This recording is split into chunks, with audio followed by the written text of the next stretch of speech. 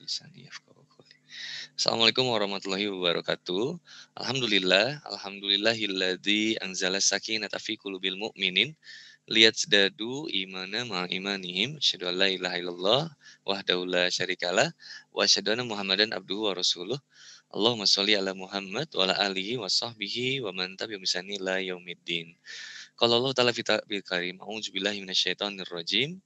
Ya ayyuhalladzina amanu taqullaha haqqa tuqatih wa la tamutunna illa wa antum muslimun. Hai orang-orang yang beriman, bertakwalah kepada Allah Subhanahu wa taala dengan sebenar-benarnya takwa dan janganlah kamu mati dalam keadaan kecuali berserah diri kepada Allah Subhanahu wa taala sebagai seorang muslim yang senantiasa taat. Teman-teman yang dimuliakan oleh Allah Subhanahu wa taala, bahagia sekali pada sore hari ini bisa bersilaturahmi meskipun kita lewat media online, tapi mudah-mudahan ini senantiasa tidak mengurangi keberkahan yang ada dalam setiap kajian ataupun majelis ilmu yang diadakan. Sangat berterima kasih yang pertama kepada ACT yang sudah memfasilitasi semua untuk kemudian bisa terselenggara dan terutama juga kepada ACT Jakarta Selatan. Mudah-mudahan senantiasa diberikan kelancaran dan kemudahan dalam segala aktivitasnya dan dengan pengorbanan yang sudah perjuangan yang sudah dilakukan oleh teman-teman dari ACT, Masya Allah, dan juga para donatur tentunya juga relawan itu memberikan dampak efek yang begitu besar bagi masyarakat Indonesia terutama bahkan sampai ke negara-negara muslim yang ada di luar negeri. Seperti di tadi ya kita sebutkan ada Rohingya, kemudian ada saudara kita di Palestina dan juga saudara-saudara kita di lokasi yang lain. Mudah-mudahan kita juga bisa turut berpartisipasi untuk kemudian memberikan yang terbaik di jalan Allah Subhanahu wa taala. Insyaallah.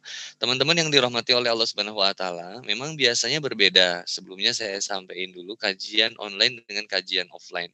Apa yang bisa membedakan kajian online dengan offline? Pertama, bedanya adalah sulit mendapatkan ekspresi dari jamaah di Zoom gitu ya. Jadi biasanya kalau kajian offline itu pembicara atau seseorang yang berbicara itu bisa mendapatkan efek langsung ya, ketawanya, ya mimik mukanya dan responnya jelas gitu. Tapi kalau di Zoom ini kayak flat gitu, gak ada nggak kedengeran. Teman-teman mau ketawa sampai guling-guling juga Anda nggak bisa denger gitu ya.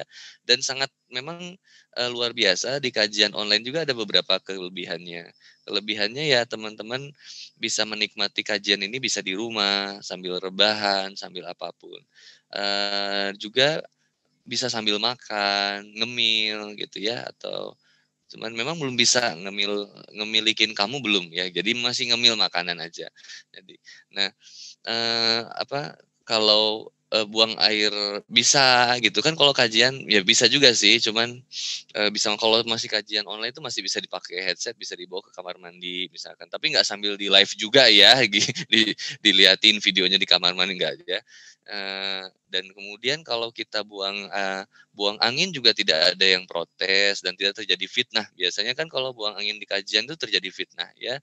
Karena dengan banyaknya orang gitu kita tahan-tahan juga jadi penyakit. Nah, tapi kalau di sini kajian online ini bebas semuanya teman-teman, Masya Allah. Dan apa kelebihannya lagi kajian online menyatukan dari berbagai tempat gitu ya. Jadi tidak mengenal jarak. Jadi dari manapun ada. Saya tadi lihat ada beberapa yang juga katanya dari luar negeri ya termasuk dari Singaparna ya, Ranca Ekek, Ranca Kendal. Ada yang dari Korea, Taiwan, Masya Allah. Ada yang dari Bogor, Masya Allah. Bogor, kota tahu, hujan, kota hujan. Sumedang itu kota tahu ya. Tangsel, Masya Allah. Teh Nining, Aidil. HMC ini pasti Hijabers Mom Community ya kayaknya ya. Tangsel, Masya Allah, Tangerang Selatan. Aku belum diundang loh teh ke Hijabers Mom Community. Subang, Masya Allah, Subang. Jakarta Selatan, weh, Masya Allah. Samarinda, Masya Allah nih teh luar biasa. Medan, Teh Alia. Aku seneng nongkrong di Medan. Karena aku lama juga di Medan. Turun dari bandara, aku dijemput sama teman aku di Medan. Dibilangin, abang gak apa-apa kita naik kereta. Anak bilang mewah banget. Gak apa-apa. Ternyata kereta itu motor bahasa Medannya. Makanya aneh ada tambal ban kereta luar biasa Medan tuh memang. Banjarmasin, Jawa Tengah. KBB ini apa? Komunitas Boni Boni Bahagia atau oh, Kabupaten Bandung Barat, ya kayaknya ya, Solo, Batu Jajar. Wow, Batu Jajar, ya Samstun, Batu Jajar, Jakarta Timur, Sunday Market, Masya Allah, Pasar Minggu, ya Masya Allah. Yes, semuanya yang ada dimanapun mudah-mudahan diberikan kesehatan oleh Allah Subhanahu Wa Taala. Nah, tema kita pada malam hari ini adalah malam, maaf ya, biasa kelas malam. Nah, tema kita pada sore hari ini adalah, bentar, aku lihat. Oh, ada ya di background aku ya? Kelihatan nggak? Putus apa sih? Putus pacar ya? Kelihatan nggak? Putus cinta apa putus nikah? Sempat terjadi perbedaan pendapat di kalangan netizen.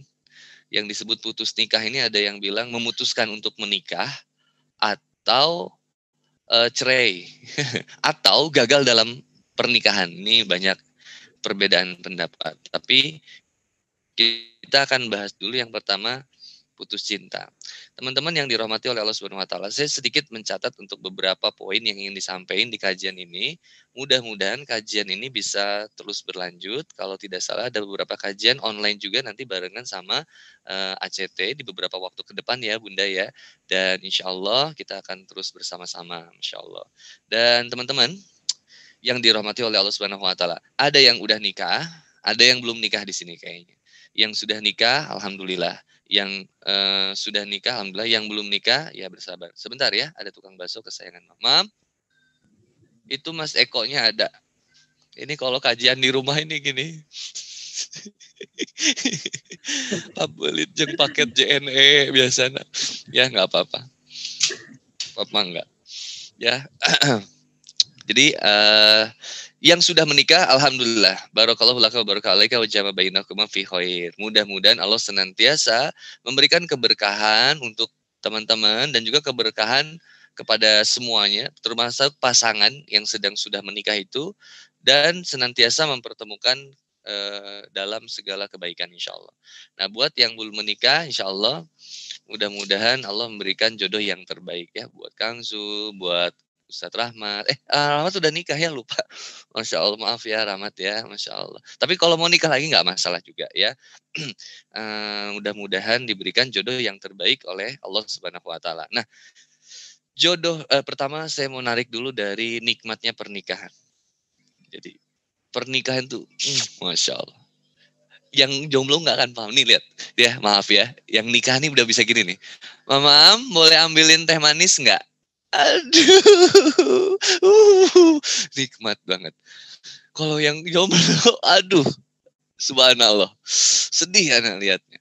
Ya, kalau yang nikah itu hidupnya bisa ditemenin, galau nggak sendirian, capek ada yang mijitin, makan disuapin, disiapin, pergi pulang ada yang nyambut. Yang kalau kita mau pergi ada cium tangan dulu, saya sayang, dadah, assalamualaikum, waalaikumsalam, papa. Pulang juga sama, papa, disambut dari depan gerbang. Udah naik-naik pagar bini anak. Papa, papa, papa. Nggak segitu lebay juga ya. Itu nikmatnya menikah. Apalagi yang nikmatnya menikah, kualitas pahalanya berkali lipat dibandingkan yang jomblo. Masya Allah. Ini berkali lipat, brother. Serius. Bahkan disebutkan separuh agama itu dari pernikahan. Separuhnya lagi dari apa? Amal soleh yang lain. Masya Allah. Jadi separuhnya, sempurnanya agama kita itu salah satunya disempurnakan lewat pernikahan. Kenapa? Karena di sini banyak banget sarana amalnya. Cuman ada godaan nih. Di sini mungkin ada yang sudah yang belum yang sudah menikah ada kayaknya ya. Selain Ustadz Rahmat atau kalau Teteh di ACT Jaksel sudah menikah, Teteh? Sudah ya? Oh, Teteh juga belum ya. Insya Allah nggak apa-apa. Yang sudah menikah mungkin ada. Nah, notes bagi yang sudah menikah, terkadang curhat kepada ngedengerin. Oh iya, teman-teman di Hijabers Mom pasti udah nikah ya. Nah, ngedengerin curhatan istri sendiri itu lebih membosankan daripada mendengarkan curhatan wanita lain. Itu godaan bagi yang sudah menikah. Betul kan begitu Ustadz Rahmat? Betul sekali ya. Terlihat dari senyumnya Ustadz Rahmat itu menandakan kita sepakat ya. Saya juga sama Ustadz. Kenapa? Karena pahalanya besar gitu. Pahalanya gede banget ngedengerin curhatan istri, nemenin ngobrol dan segala macamnya. Lalu kemudian bagaimana nikmatnya pernikahan itu adalah banyak sarana ibadah yang sangat hebat luar biasa dan amalnya sederhana, dengerin curhatan, mohon maaf ya, lalu kemudian mohon maaf berhubungan badannya saja itu pahala yang luar biasa. Katanya sama seperti membunuh beberapa Yahudi, bayangin. Makanya ada kisah salah satu seorang ustadz, itu diajak sama istrinya, "Pak, ayo kita ngebunuh Yahudi yuk malam ini." Kemudian udah begitu sekali, beres itu, kemudian istrinya bilang lagi, "Pak, gimana kalau kita bunuh lagi Yahudi?" "Ayo," kata suaminya. Akhirnya kemudian istrinya ketiga kalinya ngajak lagi, "Pak, ayo kita bunuh Yahudi lagi." Kata suaminya, kalau sampai 3 kali mah, bukan Yahudi yang mati, papa yang mati." Ini yang luar biasa ya. Jadi pahalanya luar biasa besarnya teman-teman. Masya Allah. Baik mau istri maupun pahala buat suami. Ya. Baik buat istri maupun suami. Itu pahalanya luar biasa besar. Sangat banyak amalan-amalan yang sederhana tapi luar biasa di hadapan Allah Subhanahu wa taala ketika sudah menikah. Masya Allah, ketika sudah menikah. Nah, ini nikmatnya pernikahan. Saya mau tarik dulu sebelumnya. Kenapa banyak pernikahan yang menjadi masalah? Kenapa jadi banyak pernikahan yang kemudian jadi musibah? Kenapa jadi banyak pernikahan justru tidak meningkatkan kualitas ibadah? Karena nikah tidak berdasarkan landasan agama. Jadi kalau mau teman-teman main ke kantor, ke persidangan, setiap bulannya, mohon maaf ya Teh dan A, di Bandung itu hampir, saya waktu dapat data itu ada sekitar ribuan janda. Data perceraian itu sangat banyak ya. Data perceraian itu sangat banyak dan sangat meningkat. Sebenarnya permasalahannya apa sih? Permasalahan ada yang bilang ini adalah masalah ekonomi, kemudian mohon maaf masalah ini ya apa masalah perselingkuhan ya. Lalu kemudian ada lagi masalah perbedaan agama dan macam-macam deh. KDRT itu banyak juga ya. Itu sangat banyak. Dan sebenarnya apa masalah yang paling utama? Disebutin sama beberapa orang, masalah yang paling utama dalam pernikahan adalah komunikasi. Lalu saya bilang, sebenarnya bukan hanya komunikasi, masalah yang paling inti dari ribuan janda di Bandung, Jawa Barat ya. Ini luar biasa nggak gimana nggak miris coba. Sukabumi yang pertama kalau nggak salah ya, yang kedua itu kalau salah satunya adalah Bandung. Gitu. Nah, kenapa banyak? Ya masalahnya yang pertama agama. Karena Quran surat Ar-Rum ayat 21 yang biasa dipakai di setiap undangan itu cuma hiasan. Sisanya nggak dipakai lagi. Ini nggak pernah jadi sebuah rujukan perencanaan dalam pernikahan. Maka teman-teman yang dirahmati oleh Allah Subhanahu wa taala. Kenapa harus menikah sekarang? Kenapa harus nikah? Kalau teman-teman nanya sama yang udah nikah, orang bakal bilang, nikah itu enaknya cuma 5% Bang Zul. Cuma 5%. 95%-nya itu enak banget. Nah, sebenarnya nikah itu kata orang banyak masalah. Karena sendiri aja udah masalah katanya ya. Terus datang lagi orang, oh jadi tambah masalah. Punya anak dia takut ada masalah lagi ya, harus kerja, wah banyak kayaknya makin banyak masalah. Brother and sister fillah yang dirahmati oleh Allah Subhanahu wa taala. Silakan jawab dengan hati yang jujur. Kata Allah Subhanahu wa taala, lihat. Oke, sebelumnya saya tanya dan jawab dengan jujur. Kita hidup nih buat apa sih? Buat bahagia atau buat apa? Yang berikutnya, apakah kita memang menjadi seorang yang harus kaya, ya, kaya dan juga bahagia gitu? Atau kita di sekolah itu emang buat apa sih? Supaya pintar. Sebenarnya kalau mau disimpulin, Allah udah bilang di Quran surat Az-Zariyat ayat 56. Kata Allah Subhanahu wa taala, "Wa ma khalaqtul jinna wal insan illa liya'budun." Dan tidaklah Allah menciptakan jin dan manusia kecuali untuk beribadah kepada Allah. Ya, Quran surat Az-Zariyat. Mohon maaf saya tulis di chat ya.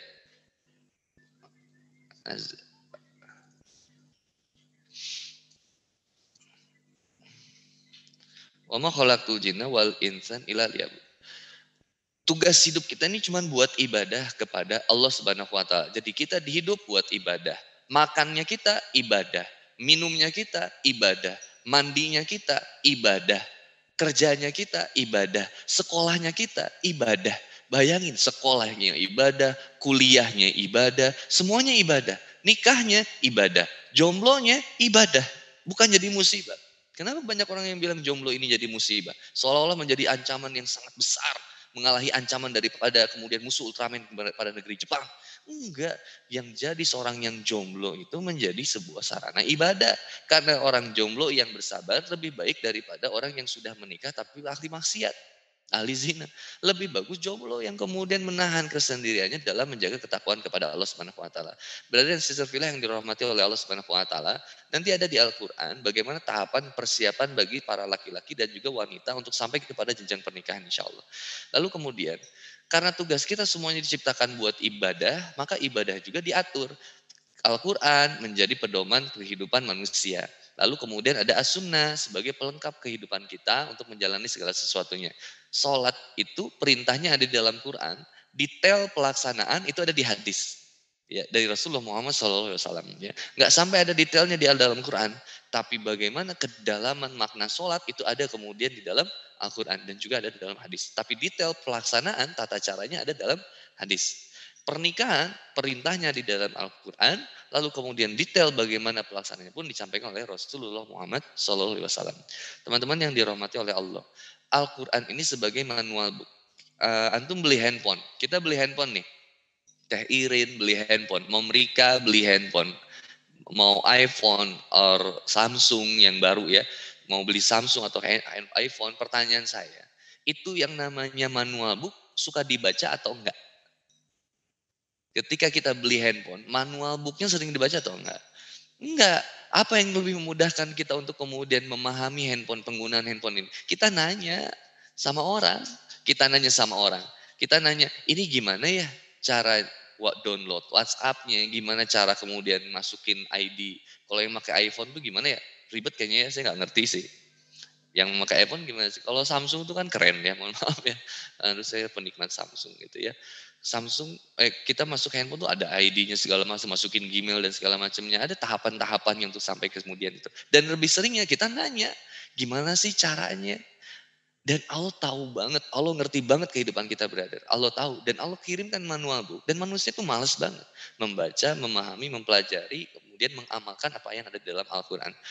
Oleh karena itu Allah Subhanahu wa taala menghadirkan sosok mulia yang luar biasa, manusia yang sebagai teladan, contoh terbaik. Maka Allah sebutkan di dalam Al-Qur'an, laqad kana lakum fi rasulillahi uswatun hasanah. Dialah Rasulullah SAW sebagai suri tauladan yang paling terbaik. Bahkan di ayat yang lainnya Allah nanti sampaikan, kul in kuntum tuhibunallah fattabi'uni yuhibbukumullah wa yaghfir lakum dzunubakum. Allahu ghafurur rahim. Bahwa kata Allah Subhanahu wa taala, wahai Muhammad, katakanlah kepada sahabatmu, umatmu, katakanlah jika kamu mencintai Allah, fattabi'uni, ikutilah aku, ikutilah Rasulullah Muhammad SAW. Fattabi'uni. Kita dapat 2 poin. Yuhibbukumullah, maka Allah akan senantiasa mencintaimu. Yuhibbukumullah wa yaghfir lakum dzunub. Dan Allah senantiasa akan mengampuni dosa-dosamu. Jadi Allah Subhanahu wa taala sudah mengantarkan ini manual booknya Al-Qur'an sebagai pedoman kehidupan kita. Dan ini contohnya suri tauladan yang terbaik. Dan pernikahan itu adalah termasuk sunnahku kata Rasulullah SAW. Maka pernikahan ini bukan cepet-cepetan. Nikah itu bukan cepat, tapi nikah ini bukan tergesa. Mohon maaf, nikah itu bukan tergesa-gesa. Ya nggak bisa tergesa-gesa. Tapi nikah itu cepat. Ya kalau tergesa-gesa, terburu-buru itu bisa menjadi permasalahan di kedepannya. Tapi nikah ini cepat. Artinya kalau cepat, nikah jangan tergesa-gesa. Nikah nggak boleh buru-buru ya. Tapi harus disegerakan. Gitu. Harus disegerakan. Artinya kalau disegerakan itu ada persiapan. Nah permasalahannya apa persiapan dalam menikah? Persiapan dalam menikah yang pertama buat yang belum menikah ya, yang sebenarnya yang harus dipersiapkan untuk menikah itu saya sampaikan dulu. Yang pertama, kalau masih pacaran putusin. Kalau masih pacaran putusin. Tidak ada pacaran syar'i itu tidak ada. Ya, pacaran syar'i itu nggak ketemuan, nggak sering ketemu, tapi chat-chatan ya nggak boleh. Itu chat-chatan sama non mahram itu boleh, tapi batas wajar. Jadi akhwat itu harus ngebales WhatsApp laki-laki itu dengan tegas gitu, jangan berlebay-lebay gitu. Jadi kalau laki-laki bilang, Assalamualaikum Ukti, mohon maaf sekarang ada kajiannya bareng ACT. Tinggal bilang aja, iya, Waalaikumsalam, iya. Jadi nggak usah, iya ada kajian, kamu nonton juga enggak? Aku juga, udah kalau gitu udah. Palit gue teman, lasut nanti bermasalah ke depannya. Udah, kalau akhwat tegas. Makanya saya bilang ke beberapa teman-teman, kalau pengen istiqomah dalam hijrahnya, kalau pengen istiqomah dalam kesendiriannya, mempersiapkan ke nikah, atau bahkan yang sudah menikah, unfollow ahwat dalam Instagram kita teman-teman. Sisain satu itu istri kita. Kalau pengen istiqomah dalam hijrah. Yang jomblo juga gitu. Jangan pernah follow ahwat. Apalagi artis dangdut yang seksi-seksi, nggak usah di follow. Rusak otak kita, insya Allah. Ya, Bang Alip itu lucu juga ya kucingnya yang di belakangnya. Kucingnya juga ikut kajian loh, Masya Allah, seneng banget ya. Bagus, kalau laki-laki penyayang kucing itu biasanya penyayang istri juga ya, Insya Allah. Jadi sayangilah laki-laki yang menyayangi kucing. Ya, gitu. Kucing aja disayang apalagi kamu ya. Cuman nanti kalau nanti suami pulang rata-rata jarang mengelus rambut istri. Sukanya ngelus ini nantinya. Meng, meng, meng, meng disebutnya gitu lagi. Oke, teman-teman yang dirahmati oleh Allah Subhanahu wa taala. Nah, unfollow akhwat yang ada di Instagram kita dan buat akhwat kunci Instagramnya jangan biarkan ikhwan ngefollow kita. Kalau akhwat ngefollow ikhwan itu nggak masalah. Tapi jangan yang bisa membuat teteh jadi banyak berharap. Contoh memfollow mantan, memfollow cowok yang disuka itu nggak usah. Follow lah orang-orang yang bisa mendatangkan manfaat buat teteh ya, buat ukti. Mau follow teteh, mau ukti, mau follow Handi Boni, mau follow Ustadz Hanan Ataki gitu ya, itu boleh. Mau follow Kanzul itu boleh. Kalau ada kebermanfaatan yang dirasa di sana, yang ada di sana ya follow gitu. Kalau nggak ada nggak usah ya. Apalagi artis Korea ya kalau di follow nyiksa gitu nantinya. Teteh setiap ngelihat postingan dari artis Korea, teteh jadi suka. Daripada artis Korea yang Hyun Bin gitu ya, yang belum tentu bisa dimiliki teteh, mending follow Kang Zul. Itu yang sudah insya Allah bisa dimiliki oleh teteh. Asal berebut dengan jutaan wanita yang ada di Indonesia dan juga mancanegara. Ya itulah saingannya berat ya. Teman gimana? Kalau event kalau saya ya mohon maaf, banyak teman-teman saya yang protes. Bon, lu kok gitu banget sih Bon? Lu kan temenan gua banget Bon. Lu kuliah tuh temen gua yang paling deket. Kenapa gua di unfollow? Gua bilang, saya nggak bisa ngefollow cewek, sorry. Karena tiap lu posting gua deg-degan kata gua. Ngelihat lu nggak dihijab gitu, gue jadi pengen nyeramain. Kan lu kagak suka gue ceramain. Ya jangan di unfollow dong Bon, sombong banget. Kagak, gue cuma nyisain satu cewek di Instagram gue, itu istri gue. Gitu. Kalau laki-laki gue follow gitu. Nah kalau yang akhwat saya nggak bisa follow. Itu saya. Tapi teman-teman, kalau bagi teman-teman rasanya, aduh saya nggak enak nih Tat, kalau saya unfollow. Udah follower saya sedikit gitu, udah gitu unfollow orang, wah itu kayaknya gimana gitu. It's yours gimana teman-teman. Kalau pergunakan sosial media ya dengan bijak aja. Kita kan memakai sosial media juga buat ibadah gitu, bukan jadi tambah musibah. Kan aneh kalau nambah jadi sarana pahala, jadi sarana pahala alhamdulillah. Kok punya Instagram malah jadi nambah sarana dosa buat apa-apa? Buat apa gitu. Akhwat gembok Instagramnya, tulis di bio Instagramnya akhwat only. Nggak boleh di follow sama ikhwan supaya nggak semua laki itu mudah melihat kecantikan dan aura kita. Teman-teman itu, akhwat itu punya keistimewaan yang luar biasa. Kenapa? Intan berlian permata itu dirimu. Itu yang saya sering sampaikan ke teman-teman. Karena berlian bermata itu diperlihatkan sesekali. Dan nilainya sangat berharga. Ada codeka sedikit atau ada luka atau ada goresan sedikit di intan berlian itu justru akan mengurangi nilai dari intan berlian itu sendiri. Maka jangan hinakan teman-teman ya. Kalau buat ikhwan tadi follow akhwat nggak boleh kecuali istri dan kalau di follow sama ahwat ya nggak masalah ya nggak masalah. Oke balik fans laki-laki di follow juga nggak fans laki-laki jadi gimana tuh ngefans sama laki-laki gitu ya kalau dari laki ke laki lagi ngefans ya nggak masalah gitu ya nggak masalah. Teman-teman syarat buat menikah yang pertama itu adalah putusin pacar dulu. Jadi putuskan cinta kita kepada makhluk, hubungin cinta kita sama Allah. Itu yang pertama. Kalau sesama relawan ACT gimana? Ya tadi pokoknya intinya. Kalau saya milih, kalau teteh cocok, kalau misalkan eh, menurut teteh karena teman-teman yang lebih ngerti ya, teman-teman yang lebih ngerti siapa yang harus di follow dan siapa yang di unfollow itu teman-teman ngerti. Kalau saya nggak ada urusan.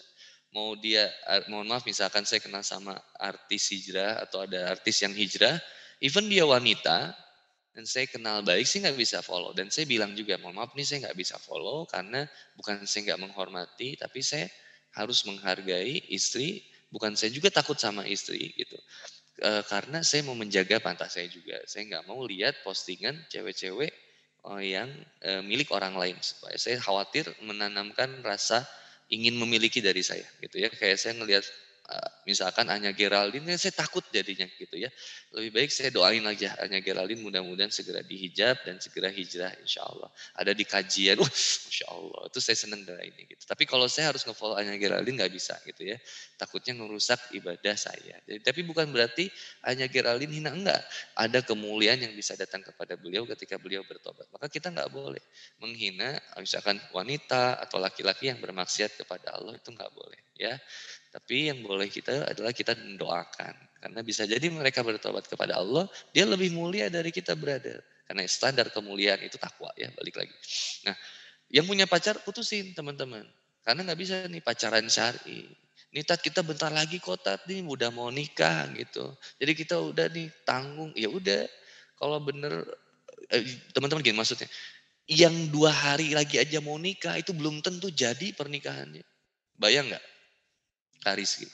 Yang saya punya teman, besok mau nikah Kang Zul, besok mau nikah. Undangan udah disebar, catering udah disebar, mempelai pria kagak datang. Coba hancurnya gimana kira-kira? Itu Masya Allah disangka dosa, saya udah trauma segala macem, dia jahat banget segala macem. Itu saya bilang ya itulah yang nggak ada pasti. Yang pasti di dunia ini adalah mati, Anda bilang itu. Yang pasti itu mati. Dan nggak usah berlebih kecintaan kita kepada makhluk. Dan putuskan cinta kita sama makhluk, bangun cinta kita sama Allah Subhanahu wa taala. Ini namanya move up. Kalau move on itu ke samping. Putus dari yang satu, bikin hubungan dengan yang lain. Gitu. Kalau move up, putus dari makhluk, bangun hubungan dengan Allah Subhanahu wa taala. Ya, bangun hubungan dengan Allah. Jadi membangun cinta kepada Allah. Ini yang dimaksudkan tentang sendiri karena Allah atau disebut dengan singlillah tadi. Single karena menjaga kesendirian ini karena Allah. Sendiri itu tidak masalah, yang jadi masalah itu adalah ketika kesendirian kita tidak menyadari bahwa kita bersama Allah. Gitu ya. Ini yang harus disadari. Tobat nih. Oke, siap. Saya rinci dulu. Maka teman-teman yang dirahmati oleh Allah Subhanahu wa taala. Poin pertama yang harus kita segerakan adalah taubat. Salah satunya disebutkan di Quran surat Ali Imran, surat Ali Imran ayat ketiga, ayat ke 133 sampai 135. Wasari'u ila magfirah, ya, bersegera. Wasari'u ila magfirati min rabbikum, bersegera menjemput ampunan Allah. Jadi tobat dulu nih. Ingat, dahulukan tobat sebelum obat. Jadi kalau teman-teman putus dari seseorang, dari pacar misalkan, alhamdulillah itu cara Allah. Jangan buru-buru kemudian menghina mantanmu, jangan kemudian jangan banyak nyalahin deh. Yang obat yang harus dahuluin tobat sebelum obat. Jadi jangan cari obat lain dengan cara udah saat saya dengerin lagu yang melo-melo, saya dengerin ini, itu makin terpuruk gitu. Mati itu, bunuh diri nanti lama-lama. Makanya yang pertamanya dahuluin taubat sebelum obat ya. Taubat dulu kepada Allah. Asariu magfirati min rabbikum wa jannatin arduha samawati wal ard uiddat lil muttaqin. Jadi senantiasa kita berusaha untuk bertobat kepada Allah dulu. Itu yang paling utama ya. Nah, ini sudah ditulis sama Teh Nining. Terima kasih Teh Nining, Masya Allah merasa sangat terbantu di sini ya. Di sini terjemahnya langsung dimasukin sama Teh Nining di chat ya. Teman bisa lihat ya. Oke. Kalau mau undang Ustadz Boni buat motivasi anak muda jauh lebih. Oke, nanti pertanyaan nanti di akhir ya, insya Allah saya akan bahas. Wasari ila magfirati min rabbikum, dan bersegeralah kamu. Itu dengan bergegas gitu. Jadi kalau kita menyadari keburukan langsung gitu. Seperti yang pernah disampaikan sebelumnya. Belum ya, kita ini kan kajian pertama ya. Nanti kita akan bahas ya. Kita akan bahas di kajian berikutnya. Apa yang mendorong kita itu senantiasa sebenarnya sesuatu yang buruk lebih kencang daripada sesuatu yang baik. Dorongan kita buat nggak sholat itu lebih kenceng daripada dorongan buat sholat. Kenapa? Ini ada bahasanya. Dan bagaimana caranya supaya dorongan buat ibadah itu lebih unggul daripada dorongan kita buat maksiat. Ya. Dorongan buat nikah sama dorongan buat pacaran itu selalu lebih gede dorongan buat pacaran, buat kebanyakan orang. Tapi buat sebagian ada juga yang sudah bisa dorongan buat nikah itu lebih kenceng. Ya, alhamdulillah kalau sudah gitu. Syarat yang pertamanya untuk persiapan pernikahan, satu tobat dulu. Jadi nanti dari tobat ini akan mendatangkan banyak hal. Salah satunya adalah rizki. Allah perbaikin rizki. Rizki itu termasuk jodoh yang soleh, soleha. Kan teteh mau ya? Teteh pengen nggak punya jodoh kayak Hyun Bin ya? Udah ganteng, putih, tinggi, keker badannya, tajir, hafiz Quran. Mau nggak? Iya, dianya belum tentu mau sama teteh, kan itu yang jadi masalahnya. Nah ini makanya gimana caranya kita memantaskan melayakkan diri kepada Allah. Kalau kata Teh Rini, di bukunya judulnya Muslimah Baper, itu ditulis adalah jodoh itu cerminan diri. Jadi jodoh itu cerminan diri. Rini itu istri saya ya, maaf ya. Kata Teh Rini, jodoh itu cerminan diri. Nah itu di bukunya yang Muslimah Baper. Kalau buku saya yang Allah beri aku kesempatan. Ya kalau teman-teman belum beli ya silakan aja beli ya. Tapi saya nggak usah, nggak maksa ya. Tapi kalau mau beli ya boleh. Tapi kalau nggak beli itu kebangetan ya. Tapi jadi promosi. Nah teman-teman, taubat. Yang kedua, oh ini nih, keluar nggak sih ini tadi? Ada ya, nih, sorry. Yang kedua, perbanyak amal soleh. Ya, perbanyak amal-amal yang baik. Ya, perbanyak amal soleh. Lihat di surat Wal Asri, ya. Wal asri innal insana lafil husri illa ladina amanu wa amilus solihat. Jadi yang pertama adalah supaya tidak menjadi manusia yang merugi. Jadi jomblo sama-sama jomblo tapi ada yang rugi ada yang untung kan. Ya yang rugi itu adalah yang terus menyia-nyiakan waktu, terus larut dalam kesedihan, hancur dalam peratapannya, terus mengecam setiap mantannya yang menikah, bahkan ngancurin undangannya, ngancurin jumpa-jumpanya, ngeruntuhin tendanya, ikut nyanyi tapi lah nyanyinya lagu opik astagfirullah misalnya, pokoknya jadinya ngerusak gitu ya. Nah jangan gitu, makanya perbanyak amal soleh. Siapa yang tidak merugi itu? Ilaladzina amanu wa amilu solihat. Dalam tafsir al-marugi itu disebutkan bahwa yang dimaksud tafsir al-marugi dari usulan surat al-asri itu adalah mengilmui Islam, mengilmui Islam, mengimani Islam, mengamalkan Islam, mendakwakan Islam, dan bersabar dalam berislam. Ya. Ini salah satu kemudian menjadi pecutan buat kita. Maka kemudian tugas kita adalah memperbaiki iman kita. Ada yang nanya, Ustadz, supaya jodoh saya makin deket amalannya apa? Ustadz, supaya rizki saya makin banyak amalannya apa? Ustadz, supaya saya istiqomah amalannya apa? Jangan tanya amal sebelum kuat iman. Jadi kuatin iman dulu, amal tuh insya Allah akan ngikutin. Nah iman itu bagaimana kemudian ilmu yang kita dapatkan. Maka kata Allah Subhanahu Wa Taala di Quran surat Muhammad ayat 19. Fa'alam annahu la ilaha illallah. Maka ilmuilah, maka ketahuilah la ilaha illallah. Maka ketahuilah, maka ilmuilah la ilaha illallah. Fa'lam annahu la ilaha illallah. Maka apa ilmu yang harus kita pelajari pertama? Tauhid. Mengesahkan Allah. Ini paling kunci dasar teman-teman. Sebelum kita bahas tentang pernikahan. Ini kita masih intro ya. Nanti kita akan bahas proposal cinta. Gagah nggak Rahmat? Kalau buat Rahmat judulnya proposal cinta dalam kurung lagi. Ya, proposal cinta atau proposal nikah, ya, teman-teman. Jadi kata Allah Subhanahu wa taala dalam Quran, fa'lam maka ilmuilah, maka ketahuilah. Ilmu ya. Maka ketahuilah, maka ilmuilah. Maaf. Ya, maaf. Oke. Maka ketahuilah bahwa sesungguhnya tidak ada ilah selain Allah. Ini pertama banget. Nanti setelah kita kemudian mengilmui tentang tauhid, insya Allah kita akan mudah dalam memohon ampun. Gimana kita mau sadar akan dosa kalau kita nggak punya dasar? Kayak misalkan ada orang mabok, Bang Zul, ada orang mabok nih, anak-anak band nih. Begitu mabok, kemudian tanya, bro, kenapa lu mabok? Kata dia, emang kenapa? Ya nggak merasa dosa, karena dia nggak punya dasarnya. Kalau dia ada dasarnya, dia akan tahu ini haram, ini halal, ini boleh, ini nggak boleh. Itu ada di tauhid. Makanya ada satu kitab yang nanti disebutkan al-wala wal baro ya, kayak bagaimana mengetahui apa-apa yang dicintai sama Allah untuk senantiasa kita loyalitas sama Allah dan menjauhi apa-apa yang dibenci sama Allah ya. Teman-teman yang dirahmati oleh Allah. Jadi yang satu apa tadi? Taubat. Yang kedua, memperbanyak amal. Yang ketiga, semangat dalam berilmu. Nah, jadi sebelum kita setelah kita bertobat kepada Allah, lakukan amalan-amalan yang kita ketahui dulu. Ya. Lalu kemudian berilmu untuk kemudian kita belajar ilmu. Kayak teman-teman sekarang ada di sini, insya Allah mendapatkan ilmu sederhana dari saya.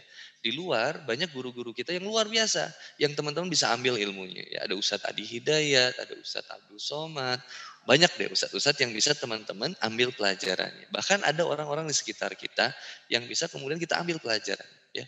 Semangat dalam berilmu itu akan senantiasa menguatkan iman. Makanya disebut ilmu, iman, amal. Semakin menguat ilmu, semakin menguat iman, semakin bertambah amal. Ya.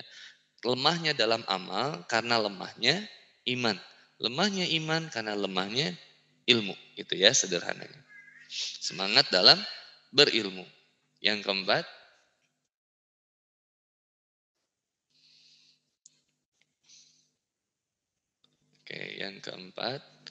banyak mengingat Allah. Yang keempat, banyak mengingat Allah. Mengingat ya, bukan meningat, mengingat. Tipo. Banyak mengingat Allah. Allah bizikrillah hitatmainul qulub. Ya, orang yang tenang itu yang senantiasa ingat sama Allah dengan zikirnya. Nah, orang yang bermasalah cintanya, mohon maaf, bermasalah cinta itu bermasalah hati ya. Lebih seneng K-pop daripada seneng Quran, lebih seneng India daripada seneng Quran, lebih seneng pacar daripada sama Quran. Pokoknya kalau masih potensi besar dalam kemaksiatan, itu udah bermasalahnya dengan hati. Ya. Buat teman-teman band, saya juga suka bilang, imbangi dengan memperbanyak zikir. Imbangi dengan memperbanyak zikir, imbangi dengan memperbanyak baca Quran, gitu ya. Dan saya nggak pernah saya punya teman-teman di Komuji, misalkan komunitas musisi mengaji, bahkan saya sempat diskusi tentang frekuensi 440 dan frekuensi 432 untuk seteman alat musik ya. Karena saya meyakini frekuensi 432 itu adalah earth frekuensi, frekuensinya bumi untuk kemudian lebih mudah didengarkan oleh manusia, sehingga lebih dalam tuh. Memang jadinya ngedrop Bang Zul. Karena lebih rendah frekuensi 432 itu. Tapi dari data-data yang saya coba kumpulin itu earth frekuensi atau frekuensi yang sama seperti frekuensi ngaji dan khotib naik mimbar. Makanya kenapa orang kalau Jumatan ngantuknya luar biasa. Ya kebayang, dia biasa ngedengerin frekuensi 440 yang ada di radio, di mobil, dan begitu dia masuk masjid Jumatan frekuensi 432 ngedrop, wah udah langsung khotib sekali pukul satu orang tumbang, khotib naik mimbar ribuan orang tumbang, ngantuk langsung tidur. Itu bedanya ya. Nah ini teman-teman diimbangi, jadi diimbangi kalau ada kemudian kita rasa hal-hal yang kemudian kita lakukan ada. Ya kita kan nggak tahu mana yang kemudian ini diterima sama Allah, Allah ridhoi atau enggak. Nah banyak-banyak untuk kemudian mengingat Allah. Termasuk mengingat Allah di sini adalah berpositif thinking sama Allah. Berpositif thinking sama Allah. Itu ada di Quran surat Al-Baqarah ayat 216. Kata Allah Subhanahu wa taala, sesuatu yang baik menurutmu belum tentu baik menurut Allah. Sesuatu yang buruk menurutmu belum tentu buruk menurut Allah. Artinya Allah lebih mengetahui bagaimana yang terbaik buat kita. Jodoh jangan gimana kita, gimana Allah dan Rasulnya aja. Lebih ngerti kok itu. Apa itu frekuensi 432 dan lain-lain tadi. Itu adalah frekuensi sebenarnya stem, kalau stem alat musik standar gitu ya Bang Zul ya. Apa ya namanya itu, pokoknya itulah namanya. Nanti bisa di browsing. Bang Zul yang lebih paham. Nah, di Al-Baqarah 216 itu Allah Subhanahu wa taala sebutin kan ya sesuatu yang baik menurut Allah kayak gimana. Contoh ya, saya pernah cerita nggak di sini? Oh belum ya, karena kan kita ini pertama ya. Ada seorang raja, raja ini punya pengawal, ya. Raja ini punya pengawal, penasehat. Penasehat ini luar biasa, mereka suka bareng-bareng. Suatu ketika raja ini hobinya itu makan buah. Dan dia senang banget makan buah. Suatu ketika dia lagi pas makan buah, itu jarinya kepotong. Wah, raja udah teriak-teriak, aduh jari saya potong. Kata penasehatnya, wahai raja, bersyukurlah kepada Allah Subhanahu wa taala atas apa yang menimpamu. Kebayang nggak kita digituin? Raja marah, langsung dia bilang, kamu berarti seneng lihat jari aku potong. wahai pengawal, penjarakan dia. Akhirnya si penasihat ini dipenjarain. Lalu ketika dipenjara, penasihatnya bilang gini, wahai raja, ini adalah sebuah ketetapan dari Allah dan aku akan menerimanya. Karena ini pasti yang terbaik untukku. Dan hebatnya luar biasa, ada satu kejadian berikutnya. Raja ini senang berburu. Nah, raja ini kalau berburu biasanya sama penasehat berburunya. Nah, ketika raja ini berburu sama berburu karena penasehatnya tadi dipenjarain, akhirnya raja ini berburunya sendiri. Begitu raja ini berburu ternyata ditangkap sama orang-orang suku pedalaman gitu yang kanibal, pemakan manusia. Lalu kemudian raja ini dibawa dan kemudian dipersembahkan kepada kepala sukunya. Begitu dipersembahkan kepada kepala sukunya lihat jarinya potong, kata kepala sukunya, dia cacat, jangan dimakan, bebasin aja. Akhirnya raja ini dibebasin. Raja langsung lari ke kerajaannya, lalu menemui si penasehat. Terus bilang sama penasehatnya, wahai penasehatku, benar apa yang kau sampaikan bahwa ada kebaikan dari musibah yang menimpaku ini. Lalu penasehatnya bilang, ada apa wahai raja? Karena tadi aku berangkat untuk kemudian berburu, ternyata kemudian mereka membawaku ke kepala suku mereka untuk kemudian dihidangkan dan dia melihat jariku terpotong dan mereka nggak jadi makan karena aku disebut orang yang cacat. Langsung penasihatnya bilang gini, alhamdulillah kalau begitu aku bersyukur betul-betul kepada Allah karena aku dipenjara. Kata raja, kenapa? Karena wahai raja, seandainya aku tidak di penjara, pasti aku akan berburu denganmu dan engkau akan selamat, aku yang akan dimakan. Ini luar biasa. Sabar, syukur itu berbarengan. Kadang kita bersabar untuk sesuatu, tapi tidak bersyukur untuk sesuatu. Kadang pula kita bersyukur untuk sesuatu, tapi tidak bersabar untuk sesuatu. Padahal yang terbaik adalah bersabar untuk segala sesuatu dan bersyukur untuk segala sesuatu. Sehingga kemudian akan membuahkan sikap ikhlas. Ini intinya luar biasa. Wa ma umiru illa liya'budullaha mukhlisina lahuddin. Ini tugas kita. Kita tugas beribadah dan dalam ibadah kita harus wa ma umiru illa liya'budullaha mukhlisina lahuddin. Harus benar-benar ikhlas karena Allah Subhanahu wa taala. Nah, ini teman-teman yang dirahmati oleh Allah Subhanahu wa taala. Jadi tadi udah sampai berapa? Poin berapa tadi? 4. Banyak mengingat Allah. Nah, yang terakhir, yang kelima, bersabar dan bersyukur. Ini poinnya. Ada yang pernah tahu kisah pemilihan wanitanya Imam Ahmad bin Hambal, istrinya, maaf. Imam Ahmad bin Hambal rahimahullah itu ulama yang luar biasa. Suatu ketika beliau ingin menikah, beliau nanya ke bibinya kan, minta tolong lah ya, intinya minta tolong untuk kemudian dicariin. Ya.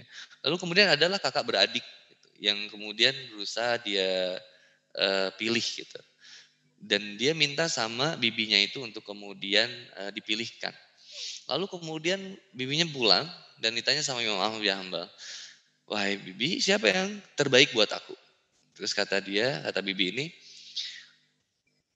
adiknya itu cantiknya luar biasa katanya. Udah rambutnya panjang, hitam, kulitnya putih, bersih, wah segala macam. Pokoknya dipuji banget adiknya. Lalu kemudian Imam Ahmad bin Hambal nanya, kalau kakaknya gimana? Oh kakaknya jangan, karena kakaknya dibilang begini. Pokoknya diceritain banyak kekurangannya dibandingin adiknya. Nah hebatnya Imam Ahmad bin Hambal itu nanya lagi, siapa yang paling terbaik ibadah di antara kakak beradik itu? Langsung kata bibinya, kalau yang paling terbaik agamanya, jelas yang terbaik adalah kakaknya. Maka kemudian Imam Ahmad bin Hambal bilang, saya pilih kakaknya. Meskipun tadi banyak diceritakan banyak kekurangannya. Kira-kira kalau kita milih yang mana? Satu, cantik tapi agamanya pas-pasan. Atau banyak kekurangan tapi agamanya mantep. Milih yang mana? Saya bisa membaca pikiran Anda wahai para laki-laki. Anda ingin yang cantik dan agamanya luar biasa. Betul begitu? Anda egois luar biasa. Kalau begitu saya juga pengen yang begitu sama. Jadi begitu. Jadi ini yang hebat ya. Kenapa? Yang dikedepankan justru adalah agama. Jadi pilih pasangan itu jangan yang cuman ganteng, jangan cuman cantik, jangan yang cuman kaya, tapi pilih yang terbaik agamanya. Sesuai dengan sabda Nabi Muhammad SAW, walidiniha fazfar bizatidin taribat siada. Ya. Jadi yang pilih berdasarkan yang terbaik agamanya. Jadi jangan hanya pilih berdasarkan tampangnya. Boleh milih fisiknya, misalkan Bang Zul milih seorang wanita yang, Ustaz tapi aku tuh suka dia Ustaz, siapa? Emangnya Bang Zul ini Ustaz? Ariel Tatum, oh iya alhamdulillah Bang Zul, emang cantik. Misalkan Ariel Tatumnya udah hijrah ya, udah dihijab. Ini udah hijab juga satu, alhamdulillah insya Allah. Yang dipilih itu terbaik agamanya. Jangan yang dipilih berdasarkan yang buruk agamanya. Kenapa? Karena akan bawa masalah nanti ke keluarga. Begitu juga seorang wanita memilih pasangan pria, itu pilih yang terbaik agamanya. Ya, jangan pilih yang kemudian hanya ganteng secara fisiknya. Karena nggak sedikit loh teh yang milih ganteng fisik tapi jadi murtad. Ya, itu yang jadi permasalahan. Ya. Kemudian poin tadi yang kelima itu adalah, oh lanjut pertanyaan. Oke oke oke. Ini berarti ya terakhir ya tadi poinnya ada 5 poin. 5 poin ini tadi ya, satu bertobat, dua memperbanyak amal, tiga apa? Tiga, semangat dalam berilmu. Semangat dalam berilmu. Yang keempat, banyak mengingat Allah. Yang kelima, itu adalah bersabar dan juga bersyukur. Nah insya Allah mungkin itu yang ingin saya sampaikan. Tapi terakhir mungkin ya Kang Zul boleh izin? Boleh. Silakan. Terakhir ya, terakhir. Nah baru kita terakhir akan membuat sebuah proposal cinta atau proposal pernikahan. Nah, kalau proposal itu ada visi, misi dan juga ada ada tahapan-tahapan ya. Landasan pemikiran kalau mau jelas ya gitu ya. Ini juga saya baru. Tapi saya akan cerita dulu tentang visi misi aja sedikit aja. Visi pernikahan itu harus sesuai dengan juga visi pernikahan Rasulullah SAW. Jadi visi pernikahan yang di sini adalah Quran surat Ar-Rum ayat 21. Ini visi pernikahan. Sakinah, mawadah, warahmah. Ya. Ada sedikit muhasabah saya atau tadabbur saya terhadap ayat ini. Kenapa surat tentang pernikahan ada di Quran surat Ar-Rum? Kenapa nggak di surat Al-Baqarah? Kenapa nggak di surat An-Nisa misalkan? Tapi kok ada di surat Ar-Rum, di Romawi gitu. Karena salah satunya bangsa Romawi yang belum tertaklukkan. Bukan begitu ya? Kata Rasulullah SAW ada dua yang akan tertaklukkan, Konstantinopel dan juga Rum.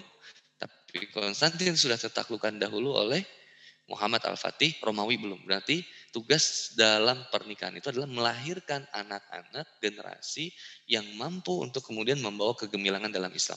Artinya visi pernikahan itu adalah ibadah, agama, dakwah. Itu visi. Quran surat Ar-Rum ayat 21. Nah ini yang sudah disampaikan sama Teh Nini. Misi dalam pernikahan, yang pertama, Quran surat Al-Baqarah ayat 21.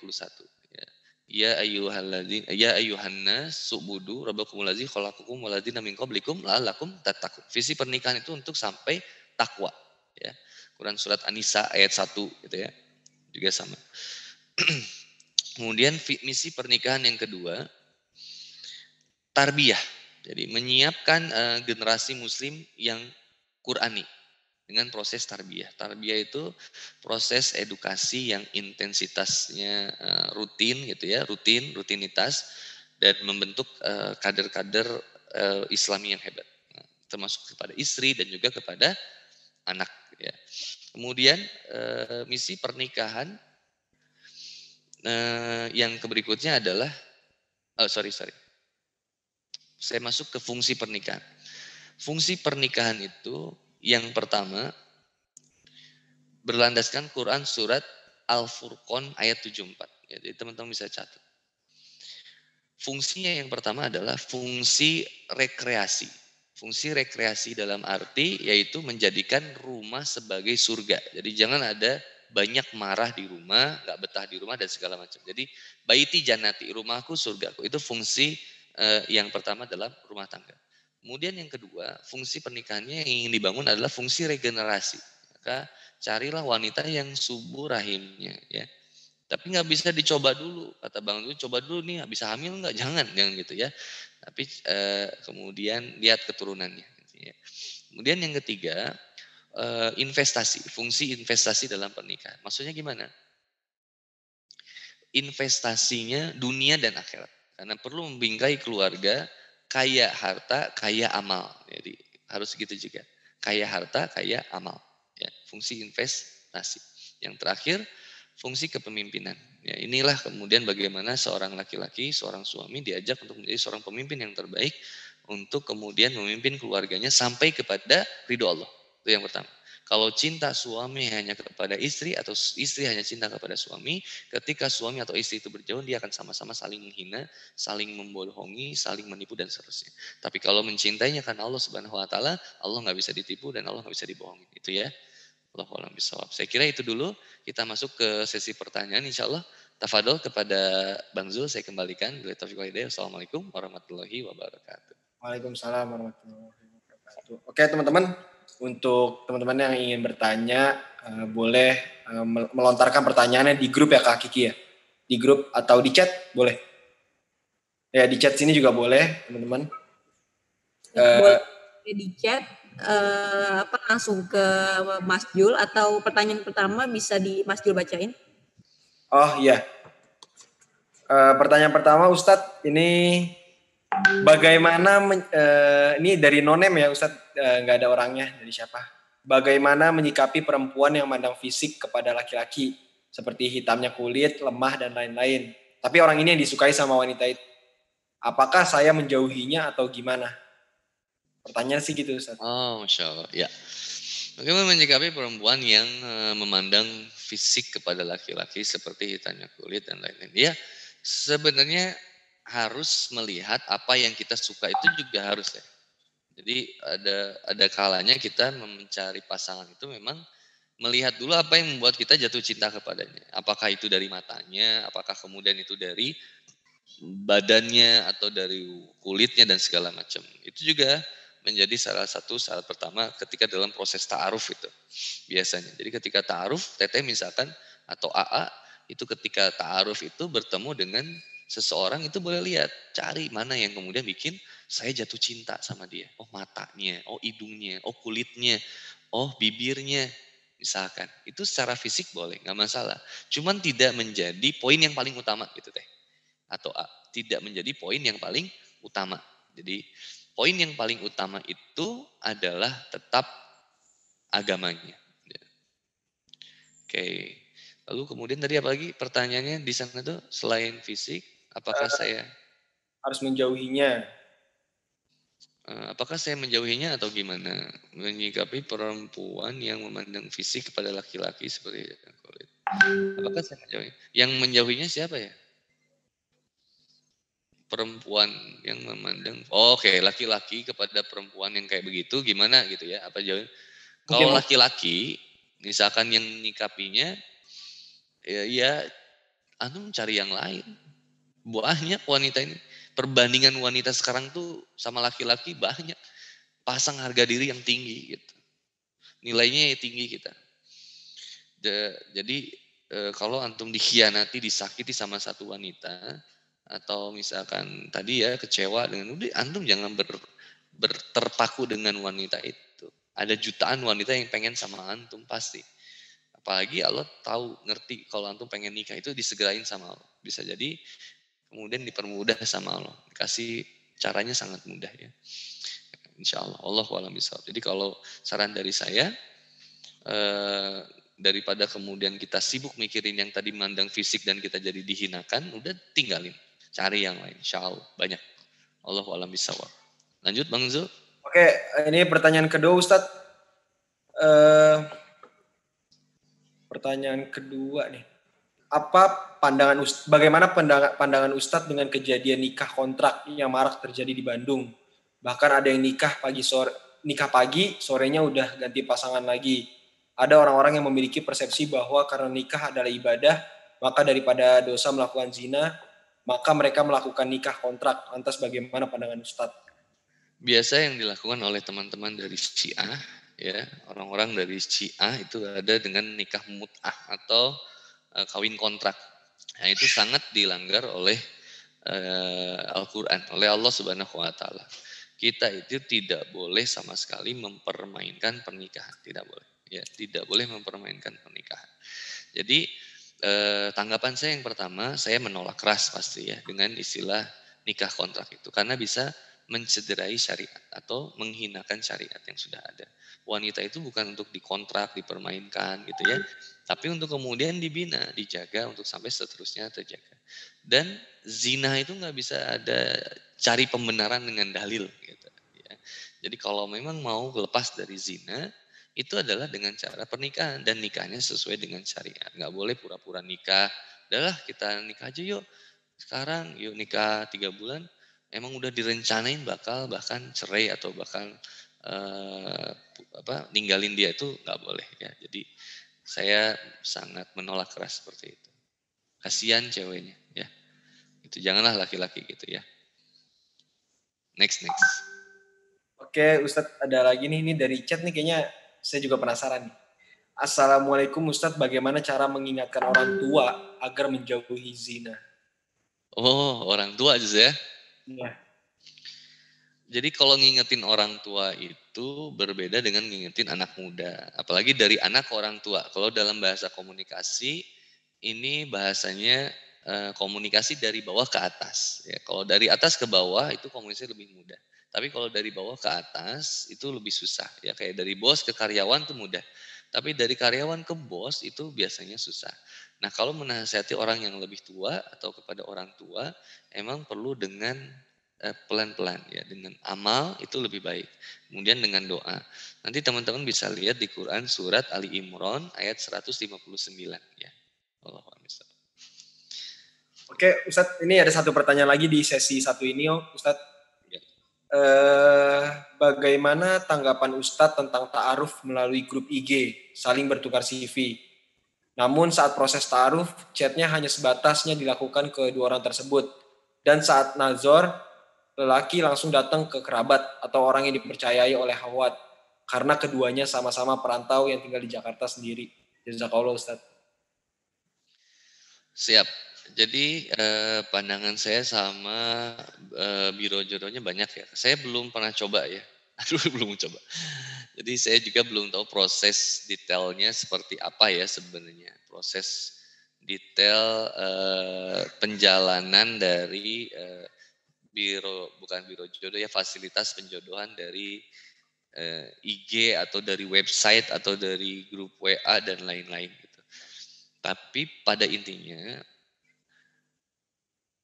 itu perjodohan itu perlu perantara, sebaiknya ada orang ketiga ya yang menengahi. Nah, yang sebaik-baiknya adalah yang pertama orang tua, yang kedua murabi atau guru, yang ketiga adalah sahabat. Jadi itu jadi poin yang bisa ditekankan. Jadi kita bisa gini, aku nih misalkan kenal banget sama Bang Zul, misalkan aku kenal banget sama Bang Zul, bahkan deket gitu, dan aku tahu banget Bang Zul tuh pengen wanita yang kayak gimana gitu ya. Nah, aku ini udah memenuhi syarat untuk bisa nyariin seseorang yang terbaik buat Bang Zul gitu. Dan bukan buat nyelakain dia, karena sahabat yang benar itu pasti pengen nyariin pasangan yang terbaik buat saudaranya atau temannya. Ya, kemudian orang tua. Orang tua yang mengerti agama itu bagus ketika dia memilihkan jodoh untuk anaknya. Seperti yang dilakukan oleh Umar bin Khattab radhiyallahu an kepada anaknya yang dinikahkan dengan wanita penjual susu itu ya. Mungkin ingat kisahnya itu. Kemudian kalau dari fasilitas online yang saya khawatirkan itu cuma coba-coba.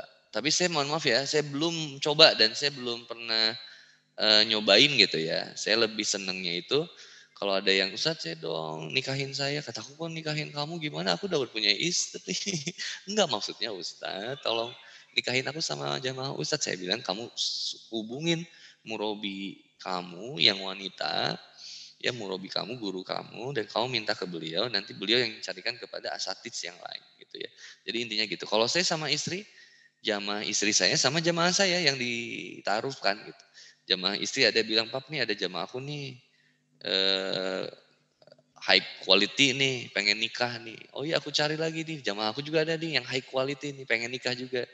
Ini dia mah lulusan ITB, Pap. Iya sama ya, aku juga lulusan ITB. Ayo ketemuin jadi misalnya itu karena memang dari sama-sama turunan dari aku dan istri, dan aku juga nggak akan banyak ikut campur. Kalau mereka bilang nggak cocok ya terserah gitu. Tapi intinya komunikasi itu dibatasi di WhatsApp, itu diawasi oleh kita ya.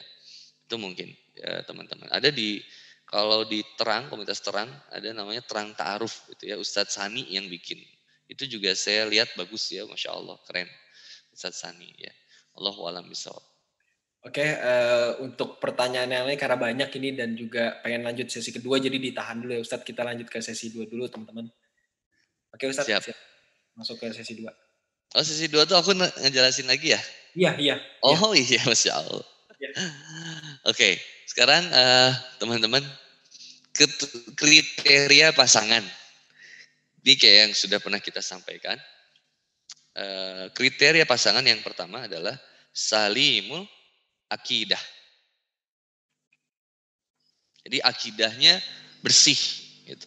Akidahnya mantap, yaitu tadi berandaskan kalimat tauhid la ilaha illallah Muhammadur Rasulullah. Ini harus sama, ya, harus satu akidah, nggak boleh beda agama. Pernikahan nggak boleh beda agama, apalagi sama kelamin itu nggak boleh, ya. Jelas. Yang harus dilaksanakan pernikahan itu satu, salimul akidah. Salimul akidah itu bersih akidahnya, keimanannya ya mantap gitu, Bang Zul.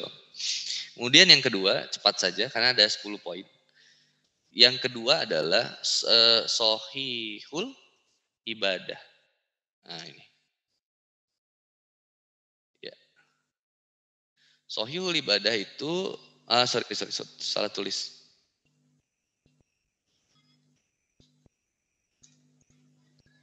Sohihul ibadah itu ibadahnya sesuai dengan tuntunan Rasulullah SAW. Ya, jadi berpegang kepada sunnah, ya, berpegang kepada sunnah.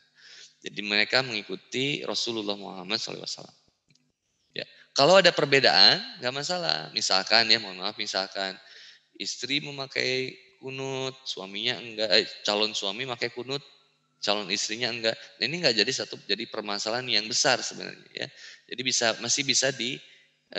masih bisa kemudian diobrolkan, dinegosiasi, atau bisa ngobrol lah dan bisa ditoleransi gitu. Jadi enggak jadi sesuatu hal yang sangat berbeda gitu, ya. Kecuali ketika calon suami itu kemudian menyembah batu gitu, istrinya menyembah Allah. Nah, ini jadi masalah nanti ke depannya, ya. Kemudian yang ketiga, matinul ini dulu aja.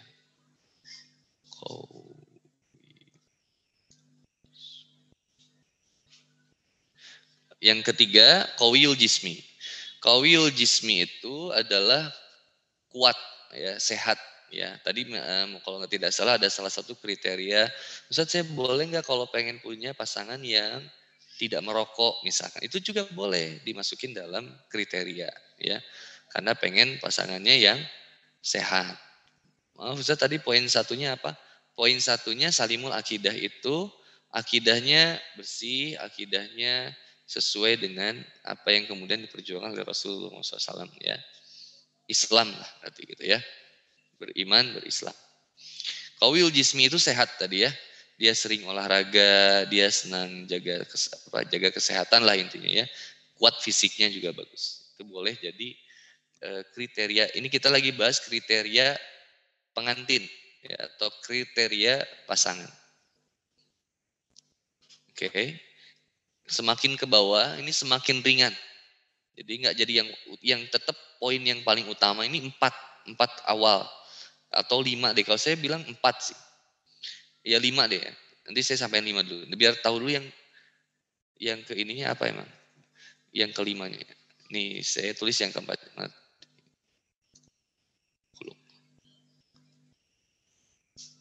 Yang keempatnya adalah matinul khuluq atau ahlaknya indah gitu, ya.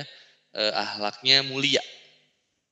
Jadi Rasulullah SAW memiliki ahlak yang begitu baik gitu, ya. Nah, kita pengen punya pasangan juga yang ahlaknya baik gitu, ya. Dia mudah membantu orang, ya, mudah dalam memaafkan gitu, nggak terlalu sering marah dan segala macamnya. Maaf Ustaz, poin kedua tadi apa ya? Oh ya, oke. Satu, salimul akidah. Yang kedua, sohihul ibadah.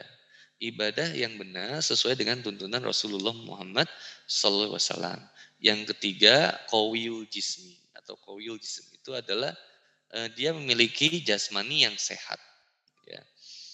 Yang keempat, matinul khuluq. Dia memiliki akhlak yang indah. Atau mulia, baik. Ya. Akhlaknya bagus tuh. Jadi kalau akhlak dia, lihat aja. Kalau saya nggak bilang ini ya, maksudnya kalau wanita Sunda itu biasanya mudah dalam memuliakan tamu tuh sudah kelihatan. dia seneng bawain gelas gitu, ada itu gemesin deh pokoknya gitu ya. Memang ada karakter juga di wanita-wanita daerah lain yang memang cenderung kasar misalkan gitu. Beda karakter biasanya ya. Nah ini sudah ditulisin ya. Alhamdulillah, terima kasih Teh Nining. Jadi saya nggak perlu repot buat nulis ya. Kriteria yang berikutnya yaitu musaqaful fikr ya. Teh Nining udah nulis belum?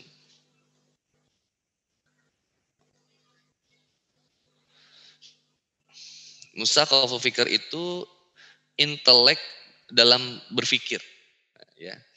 Intelek dalam berpikir. Jadi berwawasan luas. Dia senang baca, dia senang bermajlis, itu bagus gitu. Cari yang begitu. Jadi ini 5 poin nih. 5 poin yang utama.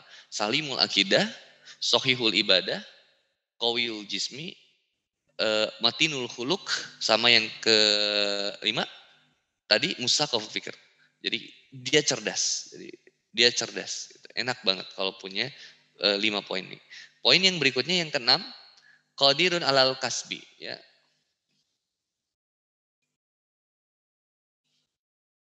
Qadirun alal kasbi atau disebut dengan mandiri ya. Dia mandiri. Lalu kemudian ini mohon maaf ya, kriteria pasangan yang ideal. Jadi kalau misalnya teman, Ustaz, berat banget nih Ustaz, nyarinya di mana nih? Ada sebenarnya. Jadi ini yang idealnya begini, tapi nanti kita akan berbicara tentang bagaimana yang utamanya. Kan tadi udah disebutkan, yang utama itu yang terbaik agamanya gitu ya. Cuman kita jebarin lagi, pasangan nih kemudian yang baik itu yang seperti apa? Salah satunya ada kriterianya yang begini gitu. Dia punya ini. Nah ini tadi yang kita sebutin tadi, poin-poinnya. Kemudian yang berikutnya tadi qadirun alal kasbi itu adalah mandiri ya. Lalu berikutnya adalah mujahidun li nafsih. Dia mampu menjaga hawa nafsunya.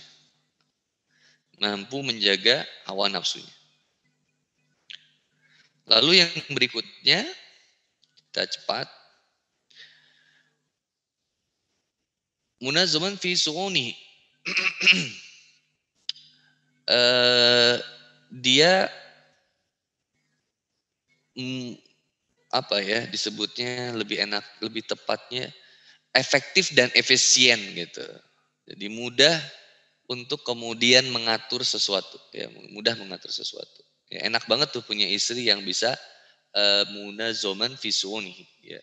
Mudah mengorganize. Pagi aku mau ke pasar, jam 8 aku ngantar anak, jam 9 aku mau olahraga kayak gitu. Jadi nggak lupa gitu ya, bisa menata semua organize.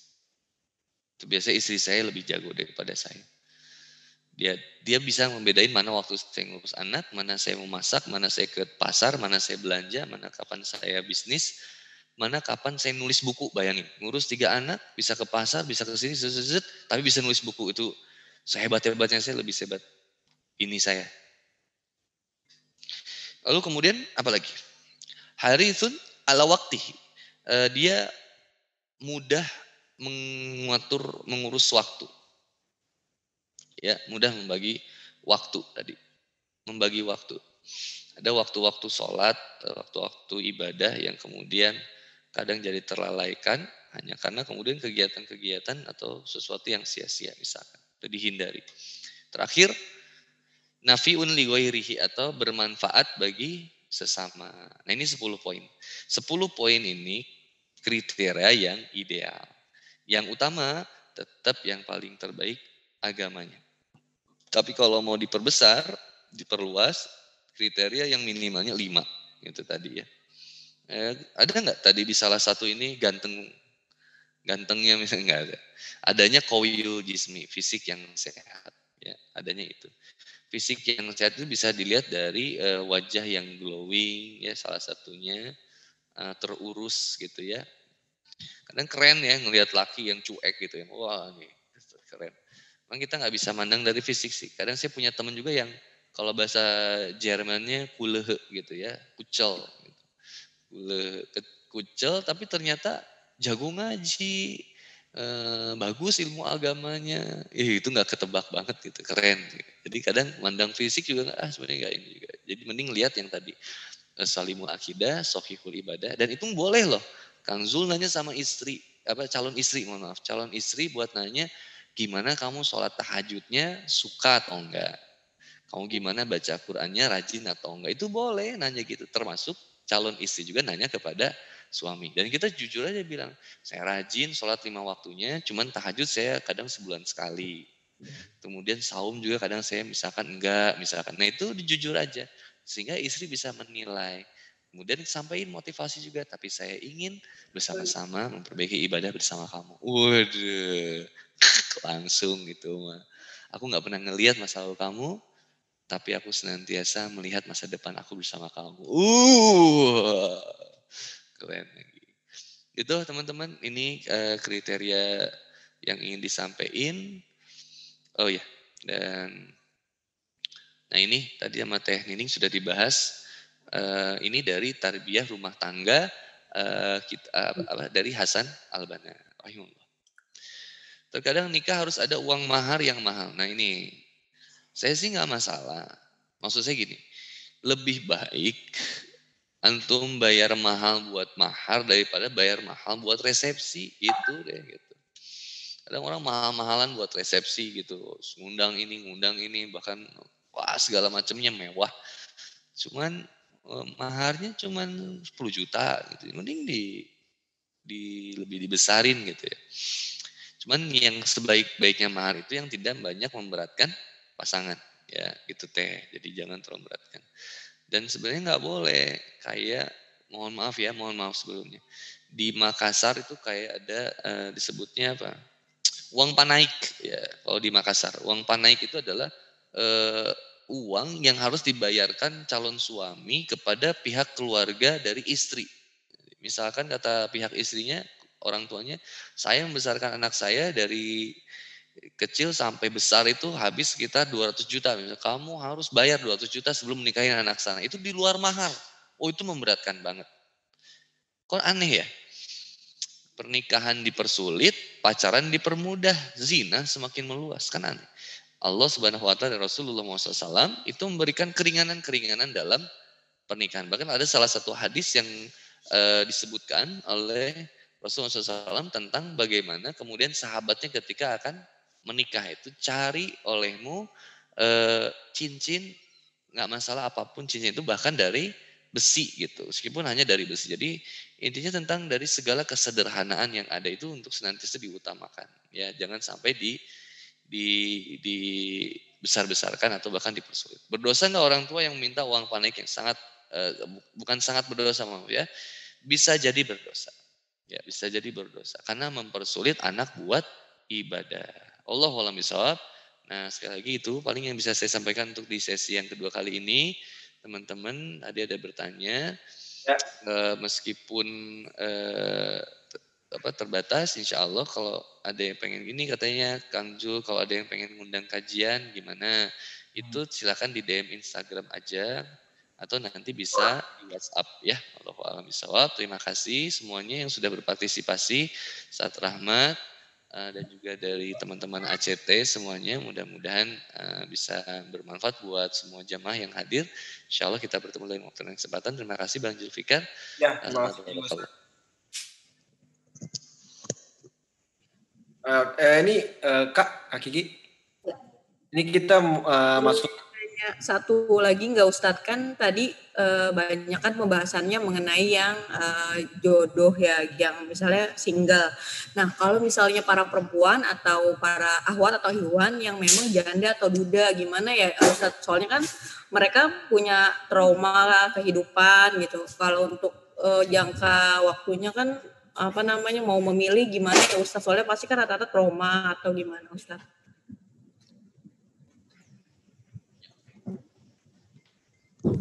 Buat para janda atau duda itu adalah sebuah ketetapan dari Allah sebagai pembelajaran yang mahal, pertama itu. Jadi bukan jadi trauma tapi lebih kepada kehati-hatian. Nah, jalan takwa itu kata Umar bin Khattab itu seperti berjalan di tempat yang gelap penuh dengan duri. Jadi hati-hati. Ya, makanya yang sudah jadi duda, mohon maaf, ataupun jadi janda harus lebih berhati-hati dalam memilih pasangan supaya bisa makin ningkatin takwa. Dan nggak perlu takut kalau misalkan kita sudah berpegang kepada Allah dan Rasul. Jadi gitu ya. Jadi nggak perlu bahkan merasa rendah. Wah, saya mah cuma duda atau saya cuma janda, masa ada yang mau sama saya? Jangan, nggak boleh berputus asa gitu ya. Harus kemudian juga semangat untuk kemudian berikhtiar ya. Karena bagaimanapun kita butuh pasangan. Jadi boleh diupayakan teh gitu. Pilihannya untuk kemudian gimana? Salah satunya tadi menyampaikan kepada murobi atau guru ngaji yang ada terdekat untuk kemudian menyampaikan itikat saya siap dinikahi atau saya siap untuk menikah, misalkan yang duda. Saya punya beberapa teman duda juga yang saya motivasi lagi. Jangan takut buat nikah gitu. Jangan takut buat nikah lagi.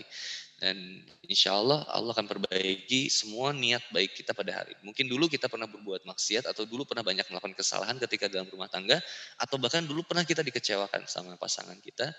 Nah, kan sekarang berdoa kepada Allah supaya kita dipertemukan dengan seorang yang baik dan kita juga berusaha untuk bersabar dengan keburukan dia. Misalkan calon kita itu harus bisa masukin juga.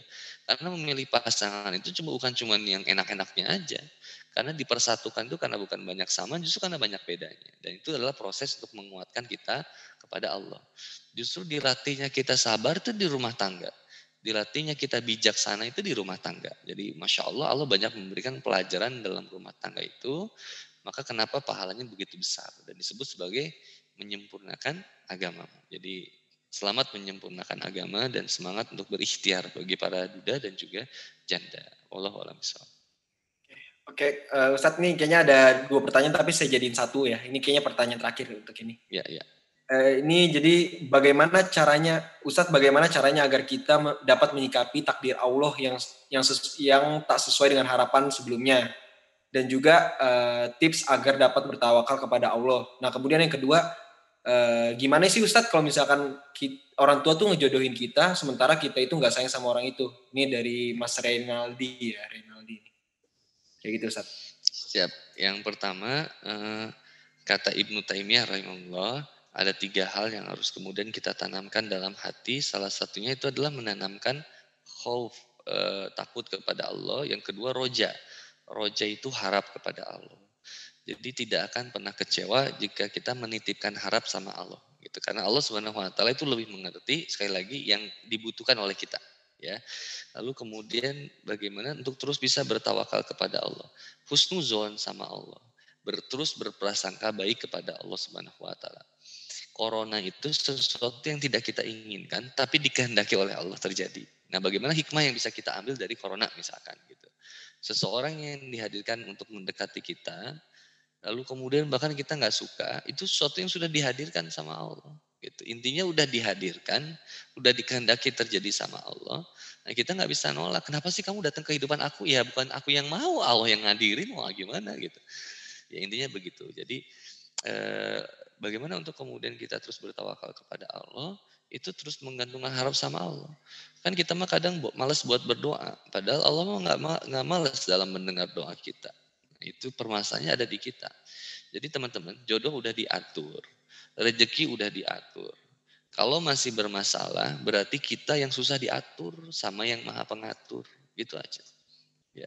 Yang kedua, gimana kalau misalkan saya dijodohin sama seorang orang tua dan saya nggak suka gitu. Ya inti lagi berhenti berbicara apa yang saya suka dan saya tidak suka. Mulailah untuk terlebih dahulu berbicara tentang apa yang Allah suka dan apa yang Allah tidak suka. Itu dulu. Ya, baru kemudian boleh kita berbicara tentang apa yang Rasul suka dan apa yang Rasul nggak suka. Baru kemudian bicara tentang apa yang saya suka dan saya tidak suka, itu boleh gitu. Saya dipilihin sama orang tua saya, agamanya bagus misalkan, ini segini gitu macam. Tapi saya bilang, tapi saya nggak suka gitu. Saya boleh nggak saya cari yang lain? Boleh, nggak masalah gitu. Dan ketika kita berpegang teguh kepada Allah, kita ngikutin perintah dari orang tua, misalkan deh, bismillah kalau orang tua ridhonya di situ dan baik menurut orang tua, insya Allah bismillah saya jalui, bismillah.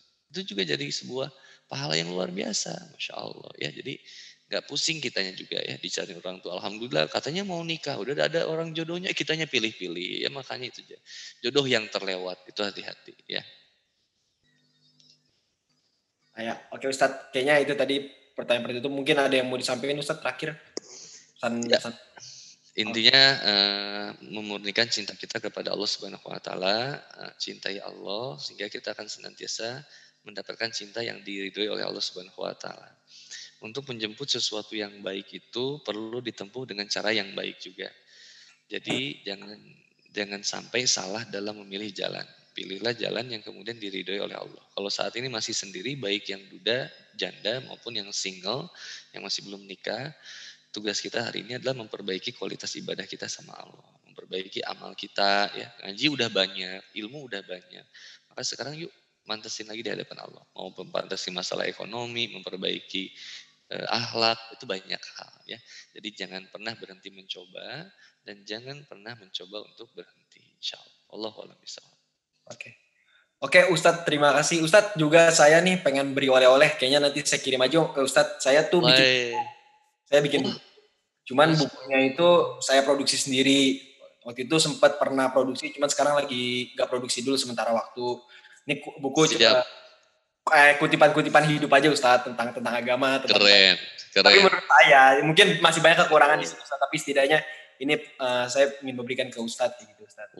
Tapi saya hubungin Ustadz. Saya minta alamat buat ngirim. Thank you. Okay. Nomor gua ada di Ustadz Rahmat ya, Bang Zul ya. Siap. Dan juga sama Mas Rahmat juga. Saya mau memberikan ini ke Mas Rahmat. Siap, saya lupa. Nggak usah ke Mas Rahmat mah, nggak usah. Oke, Ustadz Boni, terima kasih banyak Ustadz Boni atas waktunya dan sama-sama ilhaminya sore ini. Ustadz. Terima kasih semuanya. Wilujeng Maghrib ya.